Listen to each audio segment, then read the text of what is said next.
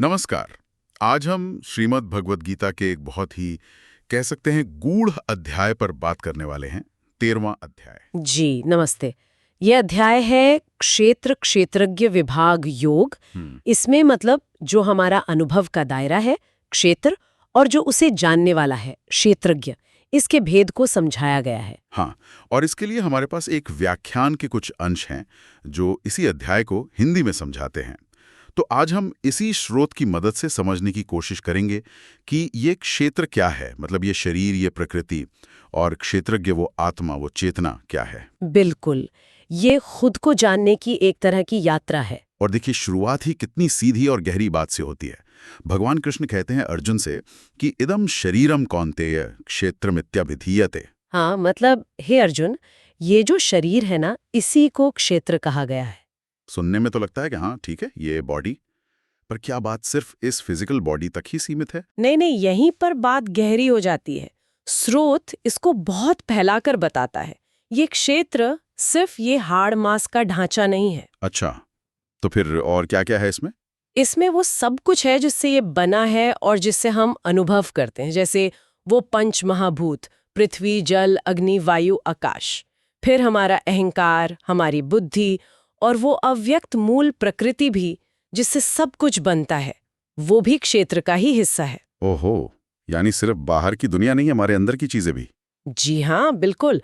और साथ में हमारी 10 इंद्रियां, 5 ज्ञान की, आंख, कान वगैरह, और 5 कर्म की, हाथ, पैर, वाणी, और मन भी, 11वीं इंद्रिय। हाँ, मन। फिर इन इंद्रियों के जो विषय हैं, रूप, रस, गंध, स्पर्श, शब्द, ये भी क्षेत्र में ही आते हैं। और तो और हमारी इच्छा, हमारा द्वेष, सुख, दुख, इन सब का जो एक क्या कहते हैं समूह बनता है, संघात, हमारी चेतना, हमारा धैर्य, धृति, ये सब कुछ मिलाकर क्षेत्र है। बाप रे, ये तो बहुत कुछ हो गया। हाँ, और सबसे जरूरी बात, स्रोत कहता है कि ये क्षेत्र विकारों वाला है। विकारों वाला मतलब इसमें बदलाव होते रहते हैं, ये स्थिर नहीं है। कभी सुख, कभी दुख, कभी इच्छा, कभी द्वेष, ये सब बदलता रहता है। अच्छा, और स्रोत में एक तुलना भी है ना कि यही शरीर धर्म क्षेत्र भी है और कुरुक्षेत्र भी। ये कैसे? हाँ, ये बड़ी अच्छी बात है। ये हमारे अंदर की लड़ाई है असल में। देखिए, हमारे अंदर अच्छी वृत्तियां भी होती हैं, बुरी भी। हाँ, होती है। जब अच्छी वाली मतलब दैवी संपत्त ज्यादा होती है तो यही शरीर धर्म क्षेत्र बन जाता है। हम अच्छे काम करते हैं, उन्नति की ओर जाते हैं। और जब बुरी वाली हावी हो, तब यही शरीर कुरुक्षेत्र बन जाता है, संघर्ष का मैदान। जब आसुरी संपत्त मतलब गलत सोच हावी हो जाती है। ये लड़ाई तो खैर सबके अंदर चलती ही रहती है। तो ये तो हुआ क्षेत्र अनुभव का, ये पूरा मैदान जिसमें इतनी सारी चीजें हैं और जो बदलता रहता है। अब इसे जानने वाला कौन है? एतद यो वेत्ति तम प्राहुः क्षेत्रज्ञ इति तद्विधा। हाँ, तो जो इस सबको, इस बदलते हुए क्षेत्र को जानता है, उसे ही ज्ञानी लोग क्षेत्रज्ञ कहते हैं। क्षेत्र को जानने वाला। जानने वाला। जी। और ये जानने वाला जो है वो इस क्षेत्र से अलग है, इसमें फंसा हुआ नहीं है, बल्कि इसका साक्षी है, इससे परे है, निर्लेप है। और फिर भगवान कृष्ण एक बहुत बहुत बड़ी बात कहते हैं, क्षेत्रज्ञम चापि माम विदि सर्व क्षेत्रेषु भारत। बिल्कुल, हे भारत, सभी शरीरों में, सभी क्षेत्रों में उस क्षेत्रज्ञ को तू मुझे ही जान। मतलब वो जो जानने वाली चेतना है, वो आत्मा, वो सब में एक ही है और वो परमात्मा का ही स्वरूप है। तो इसका मतलब ये हुआ कि ये जो फर्क है बदलने वाले क्षेत्र और ना बदलने वाले जानने वाले क्षेत्र के बीच, इसी फर्क को जानना ही असली ज्ञान है। हाँ बिल्कुल, भगवान कहते हैं क्षेत्र क्षेत्रज्ञों ज्ञानम यत्तद् ज्ञानम मतम मम। क्षेत्र और क्षेत्रज्ञ का तत्व से जानना, मतलब सिर्फ दिमागी तौर पर नहीं, अनुभव से जानना, यही ज्ञान है, ऐसा मेरा मत है। और क्या ये सिर्फ भगवान कृष्ण का ही मत है? नहीं, स्रोत बताता है कि ये बात ऋषियों ने भी कही है, वेदों में भी अलग अलग तरह से यही समझाया गया है, और जो ब्रह्म सूत्र हैं उनमें भी तर्क के साथ इसी ज्ञान की पुष्टि की गई है। रास्ते अलग हो सकते हैं पर इशारा एक ही तरफ है। अच्छा, तो अगर ये ज्ञान इतना जरूरी है, हाँ। तो इसे पाया कैसे जाए? मतलब उस क्षेत्रज्ञ का अनुभव हो कैसे? श्रोत में कुछ गुणों की बात आती है शायद। जी हाँ, करीब 20 गुणों की एक लंबी लिस्ट है, पर वो रटने के लिए नहीं है। वो असल में वो गुण हैं, या कह लीजिए वो लक्षण हैं, जो हमारे मन को साफ करते हैं, स्थिर करते हैं, ताकि हम उस सूक्ष्म क्षेत्रज्ञ को अनुभव कर सकें। तो ये सिर्फ नैतिक नियम नहीं है? उनसे कहीं ज्यादा ये एक तरह की तैयारी है। जैसे कुछ गुण हैं जो अहंकार को कम करने पर जोर देते हैं, मान की इच्छा न रखना अमानित्व, दिखावा न करना अदम्भित्व। कुछ सरलता और क्षमा पर जोर देते हैं, आर्जवम शांति। अहिंसा का मतलब भी सिर्फ शारीरिक हिंसा नहीं, किसी भी तरह से किसी को या खुद को भी मानसिक कष्ट न देना। अच्छा, ये गहरा अर्थ है। फिर गुरु की सेवा है श्रद्धा से, आचार्योपासनम, अंदर बाहर की सफाई, शौचम, अपने लक्ष्य पर टिके रहना, स्थैर्यम, मन इंद्रियों को काबू में रखना, आत्म विनिग्रह। ये सब आत्मानुशासन है। और अनासक्ति का भी जिक्र है शायद। हाँ, वो भी बहुत जरूरी है। दुनिया की चीजों से, इंद्रियों के विषयों से वैराग्य रखना, इंद्रियार्थेषु वैराग्यम। जो रिश्ते नाते हैं, घर बार है, उनमें बहुत ज्यादा चिपकना नहीं, असक्ति, अनभिष्वंगः। और वो जन्म मृत्यु वाला। हाँ, जन्म मृत्यु, बुढ़ापा, बीमारी, ये जो जीवन के दुख और दोष हैं, इनको बार बार सोचना। जन्म मृत्यु जरा व्याधि दुख दोषानुदर्शनम। इससे वैराग्य पैदा होता है। और साथ ही चाहे अच्छी परिस्थिति आए या बुरी, मन को शांत रखना। नित्यम च समुचितत्वम। संभाव। और आखिरी में परमात्मा से जुड़ाव। जी बिल्कुल, परमात्मा में एकदम पक्की, बिना भटके भक्ति।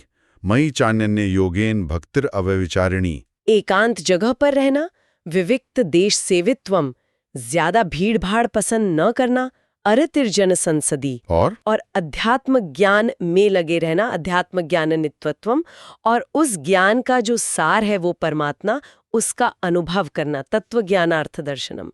श्रोत कहता है ये सब तो ज्ञान है, और जो इसके उलट है वो अज्ञान है। तो ये गुण हमें तैयार करते हैं उस परम सत्य को जानने के लिए, जिसे श्रोत में ज्ञेयम कहा गया है, जानने योग्य। वो है क्या आखिर? हाँ, ज्ञेयम वो जानने योग्य तत्व है, परब्रह्म परमात्मा। अब देखिए, उसको शब्दों में बताना बहुत मुश्किल है, क्योंकि वो शब्दों से परे है। हाँ, ये तो है। उसे अनादिमान कहा है, मतलब जिसका कोई आदि, कोई शुरुआत नहीं है। उसे न सत कह सकते हैं, मतलब न है कह सकते हैं, न असत यानी नहीं है कह सकते हैं। वो इन दोनों से परे है। ये समझना थोड़ा मुश्किल है, न है न नहीं है। हाँ, क्योंकि हमारी बुद्धि हाँ या ना में ही सोचती है। ये उसकी असीमता बताता है। फिर कहते हैं कि उसके हाथ पैर सब तरफ हैं, आंखें सिर मुंह सब तरफ हैं, कान सब तरफ हैं, वो सब में फैला हुआ है। मतलब वो हर जगह है। जी, वो सारी इंद्रियों के विषयों को जानता है, पर खुद बिना इंद्रियों के है। वो आसक्ति रहित है, तीनों गुणों सत्व रज तम से परे है, लेकिन फिर भी सबका आधार है, सबका पालन पोषण करता है और गुणों को अपने अंदर समेट लेता है। गुण भोक्तृ। ये तो बड़े विरोधाभासी गुण लग रहे हैं। बिना इंद्रियों के जानना, गुणों से परे होकर भी गुणों को समेटना। हाँ, ये विरोधाभास ही उसकी अलौकिकता दिखाते हैं। वो हमारी सोच की पकड़ से बाहर है। वो सबके बाहर भी है, अंदर भी। चलने वाला भी वही, न चलने वाला भी वही। इतना सूक्ष्म है कि समझ में नहीं आता, अविज्ञ। और पास भी है, दूर भी। हाँ, हमारे हृदय में है तो बहुत पास, और वैसे जानने में ना आए तो बहुत दूर। वो एक है, बटा हुआ नहीं है, पर हमें प्राणियों में बटा हुआ सा लगता है। वही पैदा करता है, पालता है और संहार करता है। ब्रह्मा विष्णु महेश की तरह। जी वही। वो ज्योतियों की भी ज्योति है, अंधकार से बिल्कुल परे। वो ज्ञान स्वरूप है, वही जानने योग्य, ज्ञेय, और ज्ञान से ही मिलता है, ज्ञानगम्य।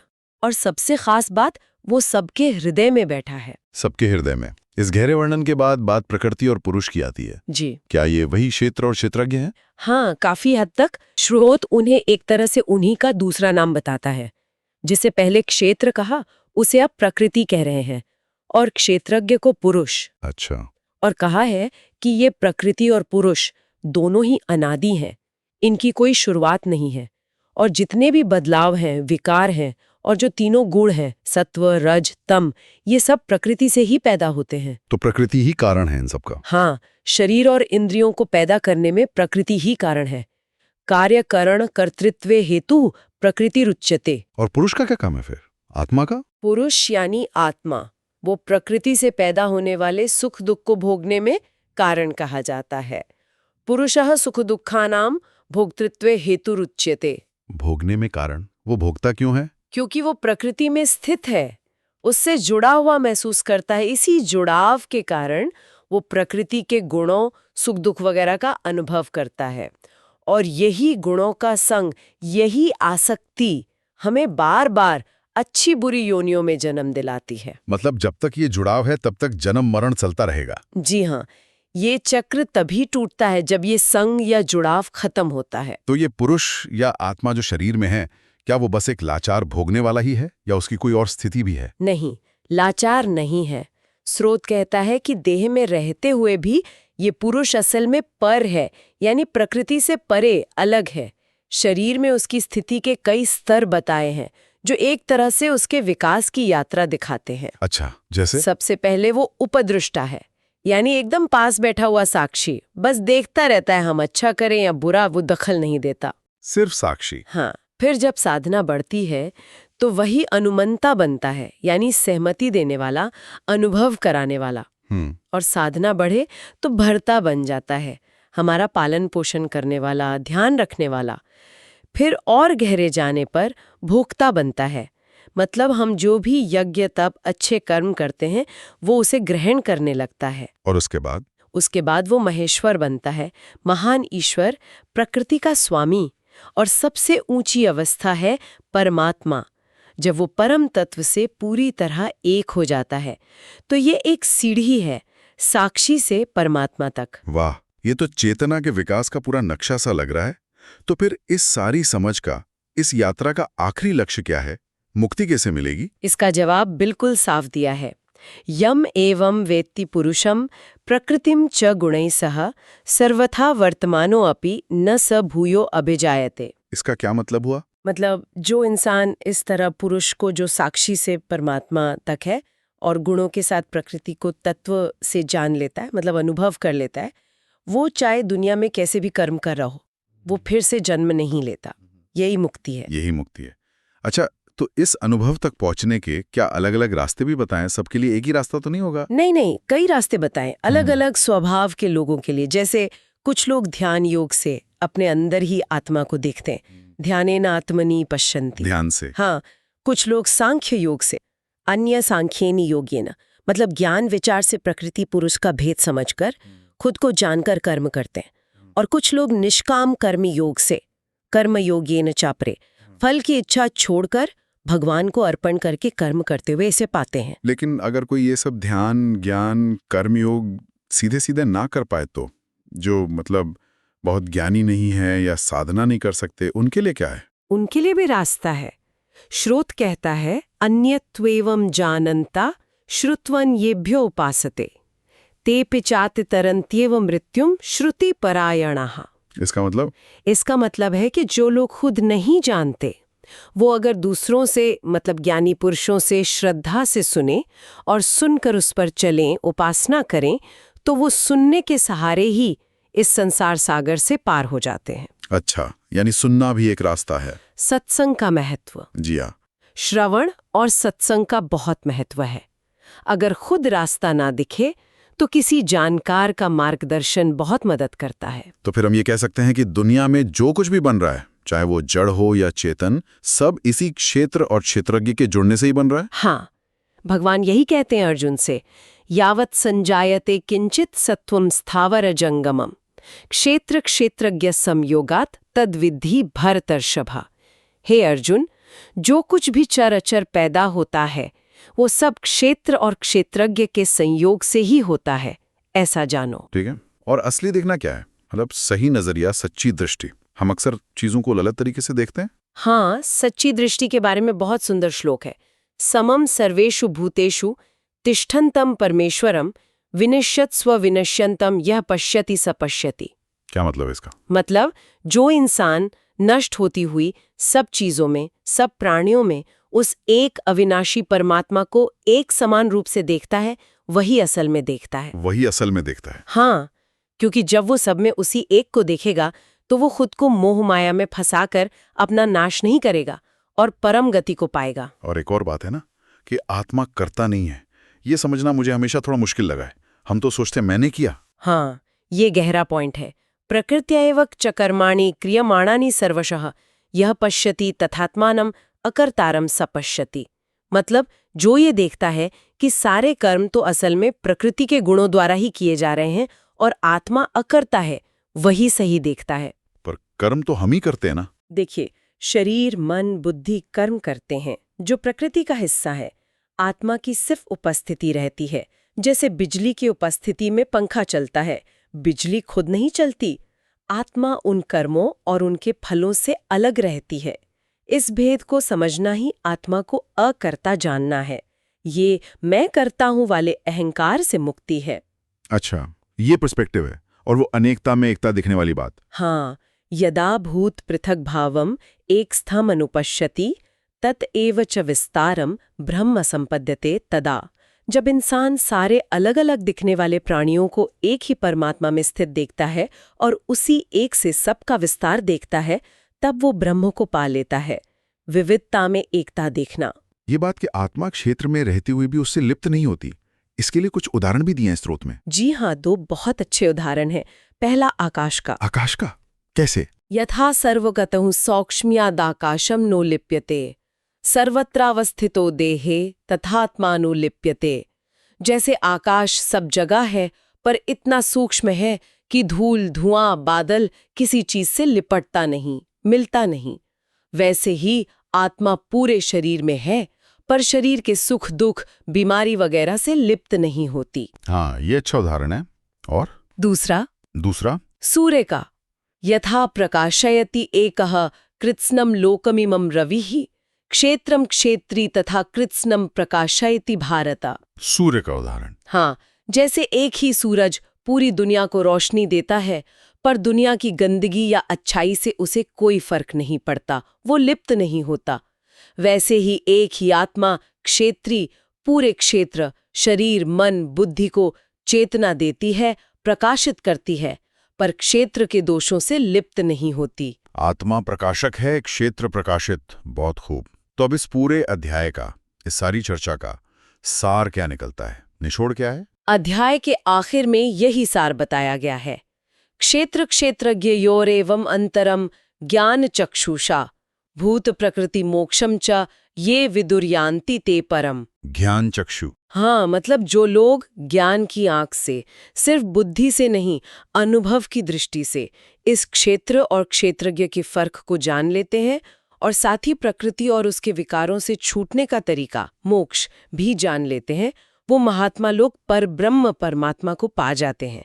चाबी है ज्ञान चक्षु, वो अंदर की नजर जो इस भेद को साफ साफ देख सके। तो कुल मिलाकर बात ये समझ में आ रही है कि ये हमारा शरीर, मन, बुद्धि, सुख दुख, अनुभव, ये सब क्षेत्र हैं। ये बदलता रहता है, ये प्रकृति का खेल है। लेकिन हम असल में वो क्षेत्रज्ञ हैं, वो जानने वाली चेतना, वो साक्षी जो इस सबको देखती है पर खुद बदलती नहीं, अविनाशी है, अलिप्त है। और इसी भेद को जानना, अनुभव करना, यही ज्ञान है, यही मुक्ति का रास्ता। बिल्कुल सही कहा आपने। ये 13वां अध्याय हमें अपने अंदर झांकने, खुद को पहचानने का एक बहुत साफ और गहरा नक्शा देता है। ये नश्वर को शाश्वत से अलग करके दिखाता है। और ये सिर्फ किताबी ज्ञान नहीं, अनुभव करने की चीज है। और हाँ, ये क्षेत्र सिर्फ हमारा शरीर नहीं, ये पूरी सृष्टि भी उसी प्रकृति का हिस्सा है। और हम सबके अंदर वही एक क्षेत्रज्ञ हैं। तो चलिए आज की इस बातचीत को यहीं रोकते हैं, लेकिन श्रोताओं के लिए एक विचार छोड़ जाते हैं। अगर हम अपनी रोज की जिंदगी में अपने अनुभवों को, सुख हो या दुख, सफलता हो या असफलता, इन सबको सिर्फ क्षेत्र की हलचल समझें, प्रकृति का खेल माने और खुद को उनसे अलग, सिर्फ देखने वाला, साक्षी, क्षेत्रज्ञ समझें, तो हमारे जीने का तरीका कैसे बदल सकता है?